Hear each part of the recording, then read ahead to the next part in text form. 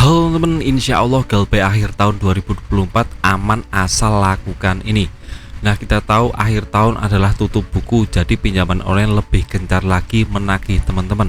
Nah, kali ini saya akan beberkan beberapa cara agar teman-teman aman dari yang namanya penagihan pinjaman online dan hidupnya lebih tenang ke depannya. Jadi mohon simak video sampai habis ya teman. Yang pertama teman-teman harus tetap positive thinking dan berpikir semua akan baik-baik saja. Ini kenapa? Karena kalau kita sudah GLP itu artinya kita tidak punya uang sedikit pun untuk membayar. Jadi kita satu-satunya cara yang bisa kita lakukan adalah menata mindset kita, tetap berpikir positif ya teman. Yakinlah semua akan berjalan normal, tidak akan ada yang namanya penagihan pinjaman online karena itu semua dari mindset teman. Jadi mindset kita harus ditata terlebih dahulu, kita harus terus berpikir positif.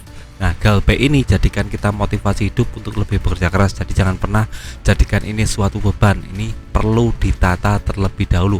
Insya Allah aman kok, santai saja. Nah, ini yang pertama. Untuk yang kedua adalah teman-teman jangan takut dengan resiko GLP. Ini menjadi penting karena teman-teman harus tahu jika resiko terberat jika kita sudah GLP pinjaman online itu cuma slik OJK teman, tidak lebih dari itu. Nah, kalau ditagih gimana Bang?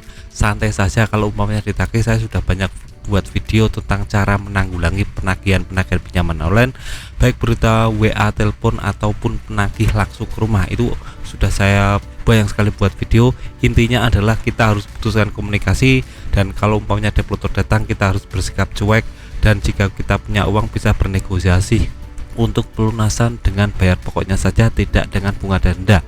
Nah, itu semua sudah saya buat video tersendiri ya teman. Jadi teman-teman simak di video saya yang lain. Jadi intinya jangan takut dengan resiko GLP. Ini cuma masalah slik OJK yang paling penting ya teman. Ini slik OJK kalau kita sudah kena artinya kita tidak akan bisa pinjam lagi di pinjaman online manapun, di bank swasta atau nasional. Jadi ini resiko yang paling berat yang mungkin teman-teman terima. Jadi jangan pernah takut tentang masalah ini, santai saja. Nah, untuk yang ketiga teman-teman harus coba untuk kerja keras dan cari peluang di 2025. Nah, sekarang kan sudah akhir dari 2024 ya teman. Jadi akhir ini memang penagihannya semakin banyak, semakin kasar, semakin mengintimidasi teman-teman. Jadi mungkin lebih aktif di akhir-akhir bulan ini teman. Jadi teman-teman harus tetap santai, tetap kuatkan mental, jangan pernah takut. Nah, untuk 2025 teman-teman harus cari peluang-peluang untuk cari pendapatan lain, bekerja keras, berpikir terus-menerus untuk cari yang namanya pendapatan lain yang lebih besar dari sekarang, karena kita tidak tahu ke depan apakah kita bisa sukses atau tidak. Yang jelas kalau kita kerja keras, kerja cerdas, kita akan dapat income yang lebih banyak teman, dan ini dilakukan bertahap terus-menerus sampai akhirnya teman-teman dapat income yang mencukupi untuk bisa membahagiakan keluarga teman-teman, menaikkan derajat ekonomi teman-teman, dan ujung-ujungnya teman-teman akan bisa melunasi semua hutang pinjaman online. Jadi mindset ini perlu ditata dan langkah-langkah tersebut harus teman-teman lakukan bertahap terus-menerus. Jadi jangan pernah kendor sekarang ya teman. Jadikan motivasi hidup, jangan pernah jadikan beban hidup. Ini yang paling penting karena banyak sekali orang yang malah pesimis dalam hidupnya, malah takut dengan besok saya bisa bayar atau tidak. Jangan berpikir seperti itu, tapi coba balikan keadaannya.